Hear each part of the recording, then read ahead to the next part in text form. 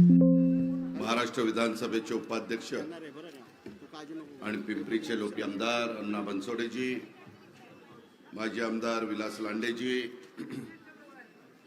अजित गव्हाणेजी, धनंजय वालेकर, अप्पा सोनवणे, आजच्या सभेच्या निमित्तानं इथं उपस्थित असणारे पंकज बालेकर, शरद बालेकर, सीमाताई बालेकर, चारुलता सोनवणे, सर्व या परिसरातील जमलेले माझे प्रतिष्ठित नागरिक, वडीलधारी सहकारी, माझ्या लाडक्या बहिणी, सर्व माझे तरुण सहकारी, तसंच बंधू भगिनी, पत्रकार मित्र आणि माझ्या युवकांनो, मी मला एका गोष्टीची जाणीव आहे. मी सुरुवातीलाच ही सभा ज्या ठिकाणी होती ते श्री भैरवनाथाला वंदन करतो. आत्ताच येऊन मी श्री भैरवनाथाचं दर्शन घेतलं, इथं नारळ फोडला आणि माझ्या लाडक्या बहिणींनी इथं आल्यानंतर आपली जी महाराष्ट्राची परंपरा आहे, आपली जी संस्कृती आहे त्याच्यातनं ओवाळणं आणि त्याच्यानंतर आम्ही तुमच्या सगळ्यांच्या समोर उभा आहे. मित्रांनो, निवडणूक फार उशीर आली. खरं 2017ला निवडणूक झाली, त्याच्यानंतर 2022ला निवडणूक व्हायला पाहिजे होती, परंतु काही ना काही कारणानिमित्त एकतर मधला काळ थोडासा करोनाचा गेला, त्याच्यानंतर जो मोठा समाज, इतर मागासवर्गीय समाज आहे, त्या समाजाला प्रतिनिधित्व ज्या संख्येने मिळायला पाहिजे होतं ते त्याच्यामध्ये मिळत नव्हतं. त्याच्यामुळं कोर्टबाजी झाली. मुंबई उच्च न्यायालयामध्ये मॅटर गेली, सुप्रीम कोर्टामध्ये मॅटर गेली, त्याच्यात मध्ये लोकसभेच्या निवडणुका झाल्या, नंतर विधानसभेच्या निवडणुका झाल्या. अजून देखील काही जिल्हा परिषदेच्या निवडणुका ह्या तिथं 50% पेक्षा जास्त आरक्षण झाल्यामुळं सुप्रीम कोर्टाने सांगितलेलं आहे की आरक्षण हे 50% ठेवलं पाहिजे आणि त्यामुळं त्याही निवडणुका थोड्या पुढे जातात का काय, अशा प्रकारची परिस्थिती सध्या राज्यामध्ये निर्माण झालेली आहे. आज अनेक माझे सहकारी इथं उपस्थित आहेत.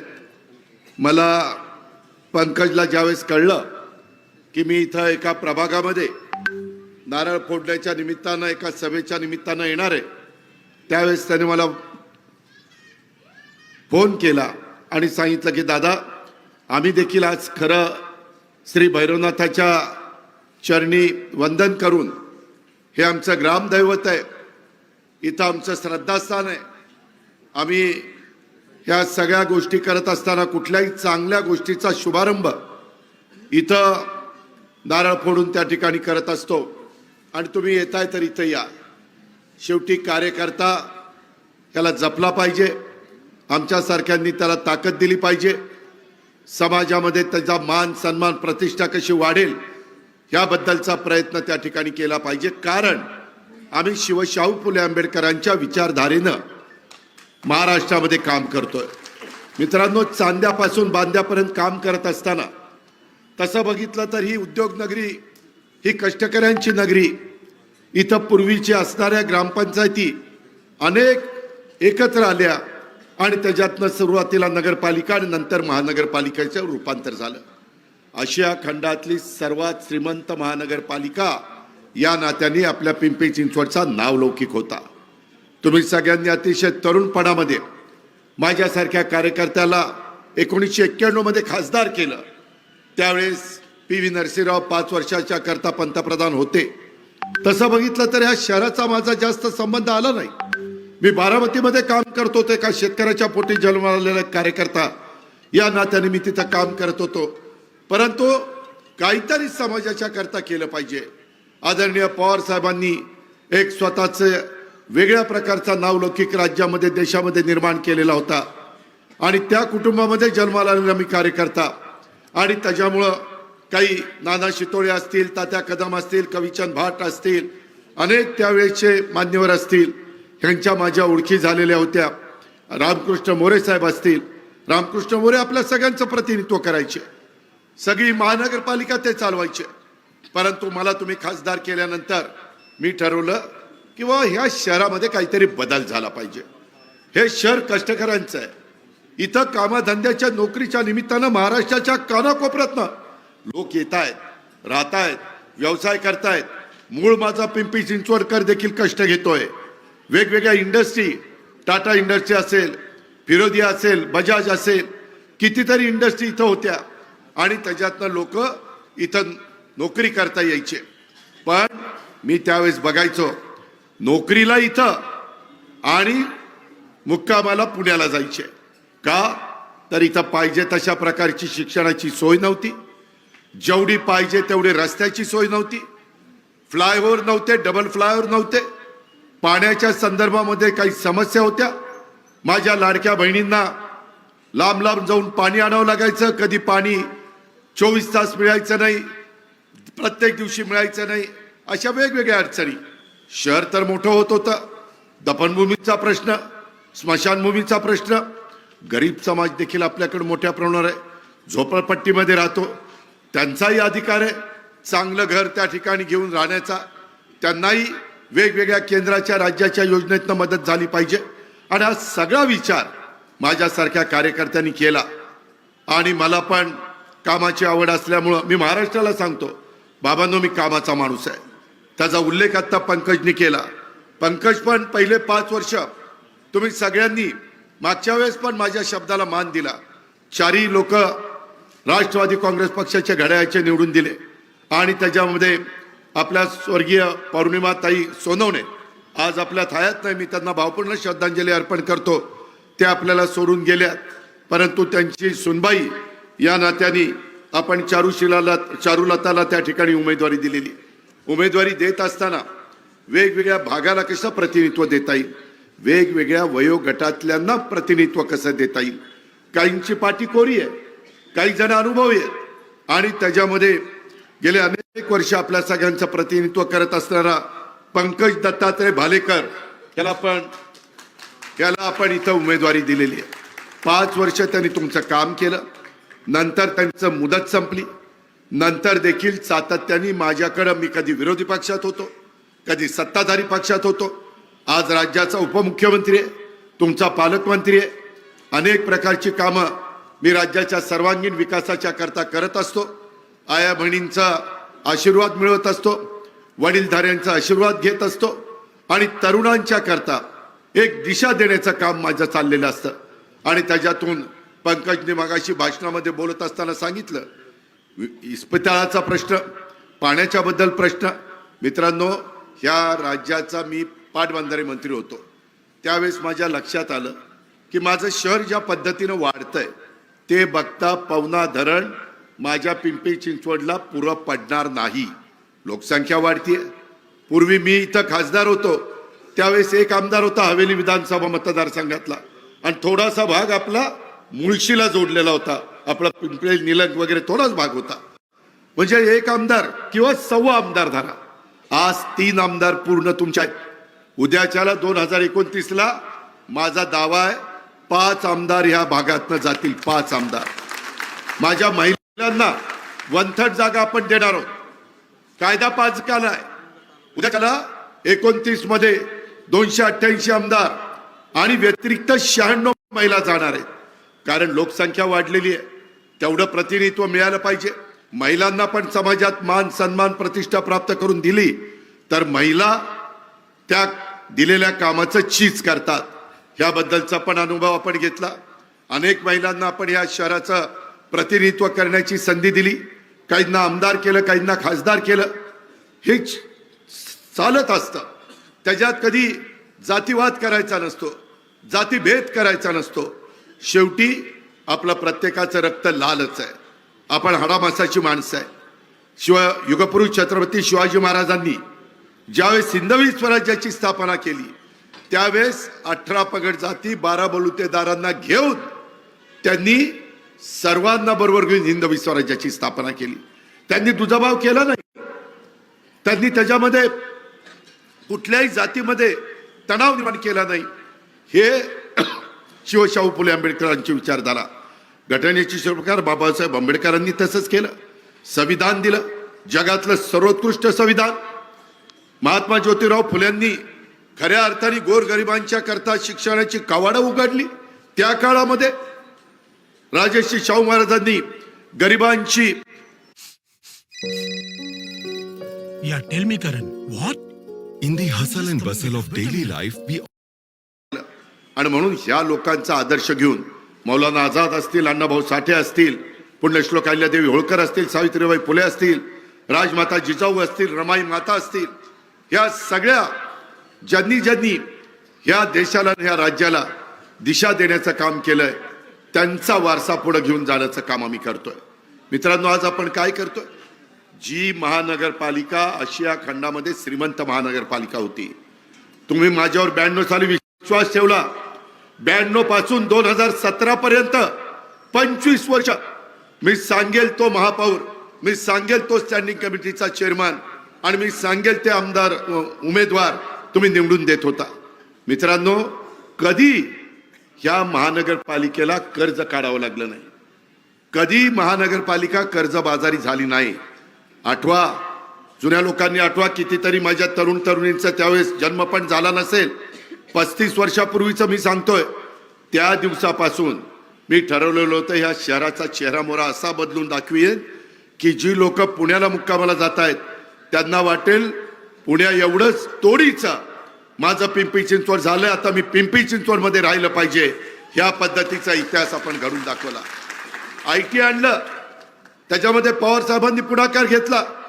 अहो, तिथं हिंजवडीला IT येत असताना मी त्या भूमिपूजनाला होतो. कदाचित विलास पण असेल.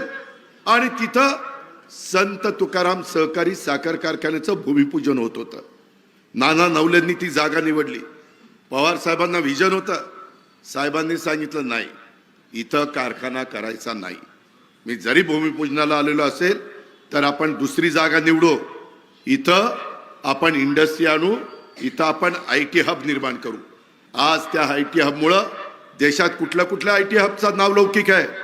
बेंगलोरचा आहे, हैदराबादचा आहे, पुण्याचा आहे आणि हिंजवडीचा आहे. पुण्याचा म्हणजे चंदननगर, खराडी वगैरे भागात आज किती मुलं कामाला लागली, आज किती मुली कामाला लागल्या. ज्यावेळेस तिथल्या लोकांनी सांगितलं, दादा इथं अडचण आहे, तिथं तुम्ही सोडवली पाहिजे. पहाटे 6ला जाऊन मी तिथं पाहिजे, का तर इतरांना त्रास व्हायला नको. काही लोकांनी सांगितलं चाकणला तिथं अडचण येते, जाताना आम्ही लवकर बाहेर पडतो पण तिथं जाम होतंय. तिथं पहाटे 6ला जाऊन VMRD, MIDC, PWD, रस्ते विकास महामंडळ, सेंट्रल गव्हर्नमेंटचा नॅशनल हायवे, या सगळ्यांची मीटिंग घेतली, प्रत्येकाची जबाबदारी दिली आणि त्याच्यामध्ये काही पालकमंत्री म्हणून DPCचा निधी दिला. आज ती कामं त्या ठिकाणी सुरू झालेली आहेत. मित्रांनो, मी तुम्हाला सगळ्यांना तळवडेकरांना सांगेन, माझ्या ज्योतिबा नगर, गणेश नगर, रुपीनगर, सहयोग नगर, त्रिनगर हा माझा जो प्रभाग आहे, प्रभाग क्रमांक 12, त्या सर्वांना सांगेन मी कामाचा माणूस आहे. मी 1992 ते 2017 कधी माझ्यावर ह्या महानगरपालिका चालवत असताना 5 पैशाचा देखील आरोप झाला नाही. आज काय चाललंय? आज रिंग चाललेली आहे, भ्रष्टाचार बोकाळलेला आहे, कुठं टेंडर चाललेली आहेत. कुणाचा पैसा आहे? जनतेचा पैसा आहे. हे तुम्ही समजून घेणार आहे का नाही? उद्याच्याला तुम्हाला मतदान करायचं आहे, कुणाला निवडून द्यायचं आहे, कुणाला बाजूला करायचं आहे, हा अधिकार घटनेने तुम्हाला दिलेला आहे, संविधानाने दिलेला आहे, बाबासाहेब आंबेडकरांनी दिलेला आहे. अजिबात कुणाच्या दबावाला घाबरायचं काही कारण नाही. शेवटी आपल्याला विकास करायचा आहे, आपल्याला सुधारणा करायच्या. मी सुधारणा करून दाखवल्या. मी महाराष्ट्रात फिरत असताना सांगतो, बाबांनो त्या पिंपरी चिंचवडमध्ये जाऊन बघा आम्ही काय काय पालट केलाय. अजून आपल्याला पुढे जायचंय. आज मी राज्याचा अर्थमंत्री आहे. अर्थमंत्री म्हणून मी राज्याला निधी देत असताना जिल्ह्यालाही निधी देऊ शकतो, आपली पण कामं करू शकतो. मी मगाशी सांगितलं, लोकसंख्या वाढली. आज उद्या 5 आमदार होणार आहेत, 3 आमदार तर झालेलेच आहेत. मला वाटतं चिंचवड 6 लाख मतदार झालेत, भोसरीला 6 लाख मतदार झालेत, अण्णाला मला वाटतं 4 लाख मतदार आहेत. सांचा 12 आणि 4 16 मित्रांनो, मी ज्यावेळेस आमदार झालो 1.5 लाखाचा मतदारसंघ असायचा, 1.5 लाखाचा. आता कुठे गेले. कसं लोकांचं प्रतिनिधित्व होणार. आणि त्यामुळं लोकसंख्या वाढल्यानंतर काय लागतं? रस्ते उत्तम लागतात, पाणी लागतं, वीज लागते, कायदा सुव्यवस्था चांगली लागते. कुणाची गुंडगिरी दहशत ही त्या ठिकाणी खपवून घेतली जात नाही. आणि बकालपणा शहराचा तो त्या ठिकाणी कमी करायचा असतो. मित्रांनो, 25 वर्षामध्ये काम करत असताना जुना पुणे मुंबई रस्ता मी रुंद केला. त्यामध्ये काही लोकांचे घरं बाजूला करावी लागली, त्यांना वाऱ्यावर सोडलं नाही, त्यांची पर्यायी व्यवस्था केली. आज एकदम चांगला रस्ता निगडीपासून पुण्यापर्यंत केला. मध्ये आम्ही सरकारमध्ये होतो, मेट्रोला मान्यता दिली. आपली आता मेट्रो आपण निगडीपर्यंत करतोय. मध्ये अण्णांनी सांगितलं, दादा 3 स्टेशन आहे, 4थं स्टेशन केलं पाहिजे. 4थं स्टेशन मंजूर केलं. मित्रांनो, इथपर्यंतच थांबणार नाही, ती चाकणला घेऊन जाणार आहे. केंद्राचा पैसा 20%, राज्याचा 20%, आपला 10% आणि 50% वित्तीय संस्थांचा. ते केल्याशिवाय वाहतुकीची कोंडी सुटू शकत नाही. आता रिंग रोडची 2 कामं. पहिलं काम सुरू झालं रस्ते विकास महामंडळाचं, पुणे आणि पिंपरी चिंचवड. बाहेरची वाहनं इकडे येताच कामा नाही. ज्याला सोलापूरवरून जायचंय त्यांनी डायरेक्ट सातारला बाहेरच्या बाहेर जावं. ज्याला मुंबईला जायचंय रिंग रोडनी बाहेर न जावं. ज्याला नाशिकला जायचंय सोलापूरहून आला तो रिंग रोडनी बाहेरच्या बाहेर. त्याने पुण्यात पण यायचं कारण नाही, पिंपरी चिंचवडमध्ये यायचं कारण नाही. प्रदूषण कमी करायचं आहे. आज दिल्ली नंतर काही शहर मोठ्या प्रमाणावर प्रदूषण होत आहे. नुसती भाषणं करून चालत नाही, त्याला पर्याय द्यावा लागतो. आणि तशा पद्धतीनं आपण ती मेट्रोचा पर्याय देतोय, रिंग रोडचा पर्याय देतोय, अजून एक PMRDचा रिंग रोड करतोय. त्याच्याही बद्दलचा प्लॅन तयार चाललेले. मित्रांनो, इथं श्री संत माऊली, आळंदीला देऊला संत तुकाराम महाराज यांच्या समाध्या आहेत. तिथल्या इतक्या जवळ वारकरी संप्रदाय. ज्या प्रकारे ह्या सगळ्या भागामध्ये सुधारणा व्हायला पाहिजे होत्या, अलीकडच्या काळामध्ये त्या थांबलेल्या आहेत. कारण विजन असणारं नेतृत्व इथं नाही. मी महाराष्ट्राच्या मंत्रिमंडळामध्ये असलो तरी देखील ज्यावेळेस विकासाचे प्रश्न येतात त्यावेळेस मनुष्य स्वभाव आहे. पहिला जिल्हा, त्याच्यामध्ये आपली पिंपरी चिंचवड, त्याच्यामध्ये आपलं पुणे शहर, याबद्दलचा विकास आम्ही करतो. आणि पावनेचं पाणी ज्यावेळेस आपल्याला कमी पडायला लागलं त्यावेळेस आंध्र प्रकल्प MIDCचा मीच इरिगेशनचा मंत्री असताना मान्यता दिली. भामा आचखेड, माझ्या खेड तालुक्यातला राजगुरुनगरचा, त्याला मान्यता दिली. माणसांना प्यायला पाणी देण्याच्या करता शेतकऱ्यांचं पाणी त्या ठिकाणी रद्द करावं लागलं. संपूर्ण धरण पुण्याकरता आणि पिंपरी चिंचवड करता राखीव ठेवलं. कुणी निर्णय घेतला? त्याच्यामध्ये आता बंद पाईपलाईन आणायची आहे, त्याशिवाय आपल्याला गत्यंतर नाहीये. शहर नीटपणे वाढण्याच्या करता ते काम आपल्याला करायचंय. आणि ही कामं करण्याच्या करता आपल्या विचारांच्या लोकांच्या हातात महानगरपालिका असावी लागते. माग कधीही मी या महानगरपालिकेमध्ये दुर्लक्ष केलं नाही. इथला स्वच्छतेचा प्रश्न असू द्यात, इथल्या क्रीडांगणाचा प्रश्न असू द्यात, उद्यानाचा प्रश्न असू द्यात, शिक्षणाचा प्रश्न असू द्यात, कुठलाही प्रसंग असू द्यात. इंडस्ट्रीवाल्यांनी काही मुद्दा काढला, त्यांच्या इंडस्ट्रीचा प्रश्न सोडवण्याचा काही मुद्दा असू द्या, त्यामध्ये आम्ही लक्ष देतो. आज इथं CP कार्यालय झालेलं. पूर्वी आपण पिंपरी चिंचवड पुण्याच्या अंडर होतं. आज पोलीस दलाला मोठ्या प्रमाणावर पोलीस स्टेशन मंजूर करून दिलेली आहे, वाहनं मंजूर करून दिलेली आहे. आज DPDC मध्ये करोड रुपयाच्या गाड्या आज पिंपरी चिंचवड आणि पुण्याला आणि पुण्याच्या ग्रामीण भागाला दिल्या. ते दिलं पाहिजे, त्याशिवाय कायदा सुव्यवस्था नीट राहू शकत नाही. त्यांना इन्फ्रास्ट्रक्चर दिलं पाहिजे. इथं माझ्या लाडक्या बहिणी बसल्या, त्यांना व्यवस्थित सुरक्षित वाटलं पाहिजे. कुणी विकृत माणसांनी त्या ठिकाणी वाकड्या नजरेने आमच्या माय माऊलीकडं, आमच्या लाडक्या बहिणीकडे बघता कामा नये. अशा पद्धतीचा पोलिसांचा दरारा असला पाहिजे. आज काय चाललंय? आज काहींना त्या ठिकाणी दम दिला जातो, बोलवलं जातं. मी माझ्या 25 वर्षाच्या इतिहासात माझ्या तळेगावच्या मंडळींना मला सांगायचंय, कधी ज्याला स्वखुशीने यायचं असेल त्यांनी या. मी कधी फोडाफोडीचं राजकारण केलं नाही.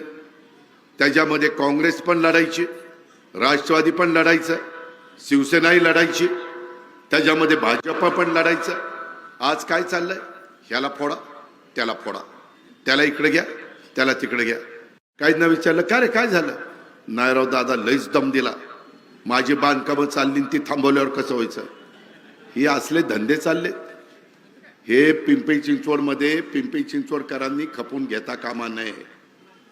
शेवटी सगळ्याला न्याय मिळाला पाहिजे. आम्ही 25-25 वर्ष केंद्रातील सत्ता, राज्यातली सत्ता, जिल्ह्यातली सत्ता, तालुक्याची सत्ता, गावची सत्ता, आता पण जो निकाल लागला नगरपालिकेचा, सगळ्यात जास्त नगरपालिका ह्या घड्याळाच्या राष्ट्रवादी काँग्रेस पक्षाच्या निवडून आल्या. जिल्ह्याला माहिती आहे काम घड्याळच करणार. त्याच्यामुळे तळेगावकरांनो, जसं मी पंकजची ओळख करून दिली तशा पद्धतीनं श्री शरद वसंत भालेकर, आज ह्याला एका तरुणाला आम्ही उमेदवारी दिलेली आहे. काही नवे चेहरे असले पाहिजेत. त्याच्यामध्ये सौभाग्यवती सीमा धनंजय भालेकर या आमच्या लाडक्या बहिणीला आम्ही उमेदवारी दिलेली आहे. त्याच्यामध्ये इथले काय महिलांचे प्रश्न आहेत, सभागृहात काय मांडलं पाहिजे, कसे प्रश्न सोडून घेतले पाहिजे, आणि आमची एकदम तरुण भगिनी सौ चारुलता रितेश सोनवणे ही त्या ठिकाणी वेगवेगळ्या घटकाला प्रतिनिधित्व देण्याचं काम राष्ट्रवादी काँग्रेस पक्षाने केलेलं आहे. आता तुमची जबाबदारी आहे. मी मगाशीच सांगितलं, आपल्याला मधल्या काळामध्ये गेले 4-5 वर्ष आणि त्या मधल्या काळात जे विकासाची कामं थांबली, जो भ्रष्टाचार बोकाळलाय, जो त्या ठिकाणी आपल्याला इथं रिंग केली जाते, ठराविक लोकांना त्या बाबतीमध्ये कामं भरायला लावली जातात, असं पिंपरी चिंचवडच्या इतिहासामध्ये घडत नव्हतं. आपल्याला पिण्याच्या पाण्याच्या करता भामास्केडचं पाणी आणावं लागणार आहे. आपल्या इथं रेड झोनचा प्रश्न आहे. आपल्या इथं वेगवेगळ्या पद्धतीनं मला मधी माझा पंकज आणि बाकीचे लोक सांगत होते की दादा, शेतकऱ्यांना रेड झोन बाधित शेतकऱ्यांना 100% मोबदला TDRचा मिळवून देण्याचं काम तुम्ही केलं पाहिजे. तसा प्रस्ताव त्या ठिकाणी पाठवायचं काम झालंय. काही ठिकाणी उड्डाण पूल तयार केले पाहिजेत. मला आठवतं भोसरीचा उड्डाण पूल तयार करताना विलासला, अजितला, बाकीच्या सहकाऱ्यांना विचारा, तो 2 लेन होता. नारळ फोडत असताना मी 4 लेन केला आणि त्यावेळेस अधिकाऱ्याला सांगितलं की अजिबात नाही, पुढं वाहनं वाढणार आहे. आज तो देखील पूल आपल्याला कमी पडायला लागलेला आहे. नेहमी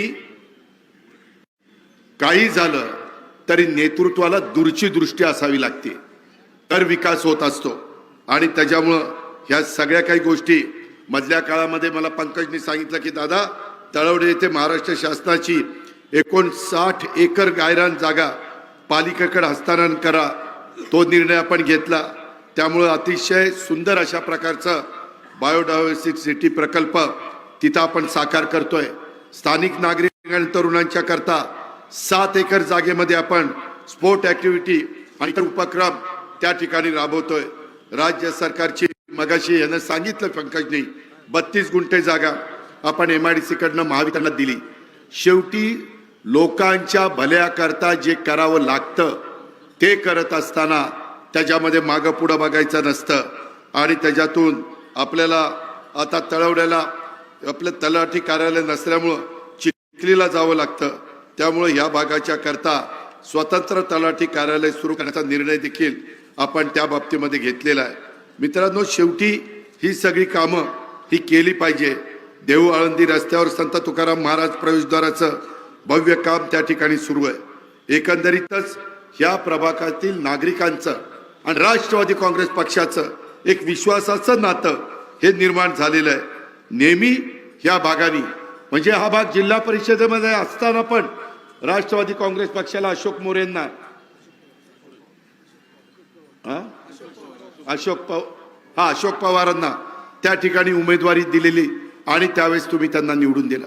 त्याच्यानंतरच्या काळामध्ये देखील तुम्ही कधी मला खाली हाताने परत पाठवलं नाही. आज सुरुवात तळेगावच्या परिसरामध्ये होतीये, तळवड्याच्या परिसरामध्ये होतीये. माझी तुम्हाला विनंती आहे, हे तळवडे असेल किंवा माझं म्हणजे तळवडे गावठाण असेल, माझं ज्योतिबा नगर असेल, गणेश नगर, रुपी नगर, त्रिवेणी नगर, सहयोग नगर, ह्या सगळ्या भागामध्ये कार्यकर्त्यांनी गाफील राहू नका. फार कमी दिवस आहेत, पायाला भिंगरी बांधल्यासारखा प्रचार झाला पाहिजे. कुठेही निवडणूक आचारसंहितेचा भंग होता कामा नये. कुठेही खालच्या पातळीवर जाऊन टीका करण्याचं काम करायचं कारण नाही. आपण विकास करणारी माणसं आहोत. आपण विकास करून दाखवलेला आहे. आणि जो काही आता तुमच्या माझ्या पिंपरी चिंचवडला कर्जामध्ये ढकलण्याचं काम ज्यांनी केलेलं आहे त्यांना आता आपल्याला बाजूला करायचं आहे. आणि ते तुमच्या हातात आहे. ते पवित्र मत उद्याच्या निवडणुकीच्या निमित्तानं तुम्हाला सगळ्यांना मागण्याच्या करता मी आज आपल्या सगळ्यांच्या समोर आलेलो आहे. उद्या आणि परवा अजून 2 दिवस हे त्या ठिकाणी फॉर्म भरायची मुदत आहे. सगळेजण बघताय. आता तर इथले 4 उमेदवार तर आपले जाहीर झाले, परंतु समोरचे म्हणतायत दादा कधी उमेदवार जाहीर करतोय मग आपले करू. मी म्हणतोय ही कधी करतायत ते बघतो मग आपले करू. कारण शेवटी जशाच तशी टक्कर देण्याच्या करता व्यवस्थितपणे बॅलन्स साधला गेला पाहिजे. मी सर्व जाती धर्माला प्रतिनिधित्व देण्याचा प्रयत्न इथं सगळे उमेदवार ज्यावेळेस जाहीर होतील त्यावेळेस करणार आहे. आपण अजिबात त्यामध्ये गैरसमज करून घेऊ नका. आणि काही अनुभवी, काही तरुण अशा वेगवेगळ्या घटकाला तिथं प्रतिनिधित्व देणार आहे. मित्रांनो, आज मी जवळपास 4 वर्ष अजून सरकारमध्ये आहोत. त्याच्यामुळं सरकारमध्ये काम करत असताना सरकारमधली अडलेली कामं ही करून देण्याच्या बद्दल माझ्याकडनं कुठली अडचण येणार नाही. माझी केंद्रात पण ओळख आहे. मग पंतप्रधान साहेब असतील, अमित शहा साहेब असतील, नितीन गडकरीजी असतील, शिवराज सिंग चौहान असतील, नड्डाजी असतील, अनेकांची नावं घेता येतील. आपले केंद्रातले पण प्रश्न राजनाथ सिंगजी असतील, तिथंही आपण जाऊ शकतो, तिथंही आपण पाठपुरावा करू शकतो. काही अडचण नाही. आपल्या विचाराचे काही खासदार आहेत, त्यांनाही तिथं आवाज उठवण्याचं काम आपण सांगू शकतो. त्याच्यावर तिथंही अडचण नाही. साधारण पिंपरी चिंचवडमध्ये उमेदवारी लढवत असताना त्यामध्ये राष्ट्रवादी काँग्रेस पक्ष म्हणजे घड्याळ आणि तुतारी हे एकत्रपणे निवडणुकीला सामोरं जात आहे. त्याच्यामुळं हा परिवार पुन्हा एकत्र येण्याचं काम होत आहे. बऱ्याच जणांच्या मनामध्ये तशा पद्धतीनं होतं. शेवटी मित्रांनो, आपण अनेक जण शेतकरी आहोत. शेतकरी तुमची माझी जात आहे. त्याच्यामुळं महाराष्ट्राच्या सर्वांगीण विकासाच्या करता काही गोष्टी कराव्या लागतात. आणि तशा पद्धतीनं ह्यावेळेस ह्या सगळे नेते मंडळी बसलेली होती आणि जागांचं वाटप करत असताना काही पुढं मागं सरकून व्यवस्थित जागांचं वाटप केलेलं आहे. तुम्हाला 2 दिवसात ती माहिती मिळेल. कारण मी आत्ता बोललो आणि काही नाही झालं. बघा काय यांनी सांगितलं आणि काय झालं. त्याच्यामुळं जरा 2 दिवस कळ काढा. 2 दिवसांनी तुम्हाला काय समजायचं ते सगळं समजेल. पण आपण मात्र कुठल्याही भूलथापांना बळी पडू नका. कुणाच्याही दादागिरीला बळी पडू नका. कुणाच्याही धापटशाहीला बळी पडू नका. माझं आपल्याला सगळ्यांना सांगणं आहे, आपल्याला अजूनही एक इंडस्ट्री जी तुमच्या माझ्या पुणे जिल्ह्यामध्ये त्या इंडस्ट्रीला बळकटी आणण्याच्या करता एक चांगल्या प्रकारचं उद्योग मोठ्या प्रमाणावर येण्याच्या करता जे वातावरण तयार करायचं असतं, कामगार आणि उद्योजक यांच्यामध्ये समन्वय जो साधायचा असतो ते साधण्याचं काम हे आपण करतोय. त्याच्यामध्ये तुम्ही त्याबद्दल काळजी करू नका. त्याशिवाय तरुणांच्या हाताला, तरुणींच्या हाताला काम मिळणार नाही. आम्ही ह्या निमित्तानं रोजगाराचा प्रश्न असेल, ह्या निमित्तानं पाणी पुरवठ्याचा प्रश्न असेल, रस्ते आणि पावसाळ्यामध्ये कुठं पाणी साचण्याची समस्या असेल, त्याच्यामध्ये आरोग्य असेल. मगाशी पंकजने बोलत असताना सांगितलं आपण अनेक हॉस्पिटल उभी केलेली आहेत, परंतु अजूनही इकडं हॉस्पिटलची गरज आहे. आणि एक इमारतीची इमारत आहे, ती इमारत पडूनच आहे. त्यापेक्षा गोरगरिबांचं आरोग्य चांगलं ठेवण्याच्या करता आणि त्यांना मोफत उपचार करून देण्याच्या करता त्या इमारतीचा उपयोग आपण सगळेजण करून घेतोय. आपल्याला पर्यावरणाचा पण विचार करावा लागणार आहे. हिरव्या जागा वाढवाव्या लागणार आहे. जास्तीत जास्त झाडं ज्या मोकळी जागा असतील तिथं कशी लावता येईल, स्वच्छतेला प्राधान्य कसं देता येईल. आणि एवढ्या मोठ्या शहराचा जो कचरा निघतो त्या कचऱ्यामुळं ज्या भागात आपण कचरा टाकतो त्याच्यातनं दुर्गंधी फैलावते आणि त्याच्यातनं आजार जडवतात. आता नवी टेक्नॉलॉजी आलेली आहे, त्या नवी टेक्नॉलॉजीचा वापर करून व्यवस्थित पद्धतीनं घनकचऱ्याचं त्या बाबतीमध्ये विल्हेवाट कशी लावता येईल. आणि ज्या काही नद्या आहेत त्या नद्यांचं पाणी प्रदूषित होत आहे, त्या नद्या सुधारणा कार्यक्रम देखील आपण त्याच्यामध्ये हातामध्ये घेतोय. मित्रांनो, तुम्ही काळजी करू नका. मी सुरुवातीलाच सांगितलंय, मी कामाचा माणूस आहे, परंतु मी किती चांगलं काम करायचं ठरवलं तर मला टीम जी असते ती माझी टीम गेले 25 वर्ष 1992 ते 2017 तुम्ही जशी माझ्या विचाराची निवडून दिली तसं तुम्ही याही वेळेस माझ्या विचाराची टीम पिंपरी चिंचवड महानगरपालिकेमध्ये निवडून द्या. मी पुणे जिल्ह्याचा आहे, तुम्ही पुणे जिल्ह्यात आहे. जे काही आपल्याला आपल्या जिल्ह्याबद्दल आपुलकी प्रेम जिव्हाळा आहे ते इतरांना नसणार आहे. आणि काही लोकांचे जी काही दहशत दादागिरी आहे ती आता आपल्याला पूर्णपणे नेस्तनाबूत करायची आणि त्याकरता ही उद्याची निवडणूक महत्वाची आहे. मी आपल्याला शब्द देतो, कुठल्याही परिस्थितीत शिवशाहू फुले आंबेडकरांची विचारधारा आम्ही कदापिही सोडणार नाही. हा देखील शब्द या जाहीर सभेच्या निमित्तानं आपण देईल. उद्याच्या युवकांच्या करता मध्ये आम्ही वेगवेगळ्या प्रकारे मेळावे घेतलेले होते.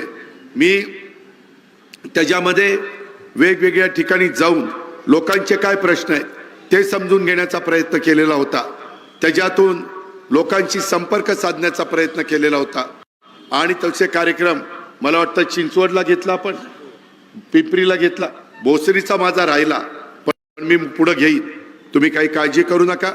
इथं अधिकाऱ्यांना आणून त्यामध्ये तुमचे काही प्रश्न आहेत, अडचणी आहेत, व्यवस्थितपणे मी दर आठवड्याला पुण्यामध्ये असतो, पिंपरी चिंचवडमध्ये देखील त्या ठिकाणी असतो. तुम्ही त्या बाबतीतली काही काळजी करू नका. मोठे मोठे प्रकल्प आपल्याला SRA राबवायचे, आपल्याला पंतप्रधान आवास योजनेच्या कोट्यावधी रुपयाचा निधी, त्याच्यात केंद्राचा काही असतो, राज्याचा काही असतो, राज्याचा आणि केंद्राचा निधी आपल्याला आणायचा आहे. आणि माझ्या वेगवेगळ्या भागातनं, माझं सोलापूर असेल, बीड असेल, माझं अहिल्यानगर असेल, माझं इकडे सातारा, सांगली, सोलापूर, पुणे, कोल्हापूर, इव्हन पुण्याच्या ग्रामीण भागातनं, अशा वेगवेगळ्या भागातनं, खानदेश असेल, कोकण असेल, ह्या विदर्भ असेल, ह्या भागातनं लोक आलेत ना, त्यांना इथं राहत असताना त्यांचाही अधिकारांना हक्काने राहण्याचा, त्यावेळेस माझ्या मूळ पिंपरी चिंचवडकरवर देखील कुठं अन्याय होता कामा नये अशा प्रकारची खबरदारी आम्ही ह्या तळवडे गावठाण आणि ज्योतिबा नगर ह्या सगळ्या भागामध्ये आम्ही त्या ठिकाणी करून दाखवू. पाण्याच्या संदर्भामध्ये देखील माझा तर हा प्रयत्न आहे. मी मध्ये पुण्याचं वरसगाव, पानशेत, खडकवासला, टेमघर ह्या 4 धरणांचं पाणी पुण्याला कमी पडायला लागलं. आपण आता मुळशी धरणाचं पाणी आम्ही त्यांना टाटाला सांगितलं की तुम्ही वीज कमी करा. वीज आपण सूर्यापासून वीज तयार होते, सोलर पासून, विंड पासून, त्याच्यात वीज तयार करू, पण पाणी आता माणसांना दिलं पाहिजे. आता 7 TMC पाणी तिथून आणायचं काम करतोय. मी आज माझ्या तळवडे परिसरातल्या नागरिकांना सांगू इच्छितो, उद्याच्याला आंध्र आणि माझा भामासखेड ह्याचंही पाणी आपल्याला पूर्ण पडू शकणार नाही. आपल्याला पुढं टाटाची जी वरची धरणं आहेत त्याच्यातनं पाणी आणावं लागेल. त्याकरता काही कठोर निर्णय घ्यावे लागतील. ज्यावेळेस विकास करायचा असतो त्यावेळेस गोडी गुलाबीने सांगून कधी कधी चालत नाही, त्यावेळेस कठोर निर्णय घ्यावे लागतात. मालमत्ता कराच्या सामान्य करात 50% सवलतीचा महानगरपालिकेचा ऐतिहासिक निर्णय देखील मधल्या काळामध्ये आपण त्या ठिकाणी घेतला. मित्रांनो, ही कष्टकऱ्यांची नगरी आहे, उद्योग नगरी आहे. ही आपल्याला देशाच्या नकाशावर नव्हे तर जगाच्या नकाशावर ही आपल्याला घेऊन जायची आहे. आपल्याला पुण्याकरता एक आंतरराष्ट्रीय दर्जाचा विमानतळ करायचा आहे. त्याकरता देखील आम्ही पावलं उचललेली आहेत. अनेक ठिकाणी आपल्याला टनेल करायचे आहेत, बोगदे, आणि अनेक ठिकाणी आपल्याला फ्लायओव्हर करायचे आहेत, रस्ते रुंद करायचे आहेत, त्याच्यामध्ये सर्व्हिस रोड द्यायचे आहेत. आणि हे सगळं करत असताना ड्रेनेज ह्याचा व्यवस्थितपणे, सिवरेज ट्रीटमेंट प्लांट हे बऱ्याचशा ठिकाणी चालू नसतात, रात्री तसंच पाणी सोडलं जातं आणि त्याच्यातनं प्रदूषण होतं. अशा अनेक गोष्टी गेल्या 35 वर्षाच्या एकंदरीत कारकिर्दीमध्ये माझ्यासारख्या कार्यकर्त्यांनी आणि माझ्या सहकाऱ्यांनी जवळनं पाहिलेल्या आहेत. त्याच्यातनं अनेक बाबी आपण सोडवलेल्या आहेत. पुढेही एक देशातलं महत्त्वाचं शहर, स्वच्छ शहर, सुंदर शहर, जसं देशामध्ये इंदूर म्हणून शहर आहे ते सर्वात स्वच्छ शहर म्हणून ओळखलं जातं, तशाच पद्धतीची ओळख तुमच्या माझ्या पिंपरी चिंचवडची देखील आपल्याला करायची आहे. आणि हे सगळं सर्वांगीण विकास करत असताना कुठल्याही जाती धर्माच्या लोकांच्यावर ह्या शहरामध्ये अन्याय होऊन दिला जाणार नाही, हा शब्द मी श्री भैरवनाथाच्या साक्षीनं आपल्या सगळ्यांना देतो. आणि त्या पद्धतीनं तुम्ही आमच्या या चारी घड्याळाचं चिन्ह घेऊन उभ्या राहणाऱ्या, म्हणजे अजून त्यांनी फॉर्म भरला नाही, परंतु आता कधी उद्या भरणार आहे का परवा? परवा मुहूर्त आहे काय?